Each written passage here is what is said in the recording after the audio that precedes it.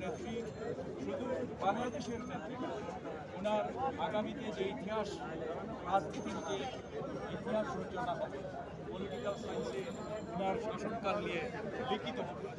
উনি বাংলাদেশের মানুষকে আলোর দিশা দিয়েছিলেন, বাংলাদেশের মানুষকে উনি সংযম সাধনা করেছিলেন। ওনার উপর কত অত্যাচার হয়েছে আপনারা সবাই জানেন।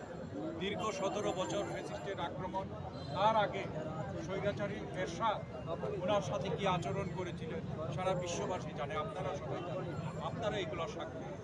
তারপরেও কিন্তু আমাদের নেত্রী আমাদেরকে ছাড়া এই দেশ ছেড়ে উনি কোথায় যান না। উনি দেশের মানুষের জন্য, উনি দেশের মানুষের ভালোবাসা পেয়ে, মানুষকে ভালোবেসে উনি ওনার জীবন উৎসর্গ করেছিলেন। ওনার সন্তান ওনার চোখের সামনে মারা গিয়েছিলেন, আপনারা সবাই জানেন। আরেকটি সন্তানের উপরে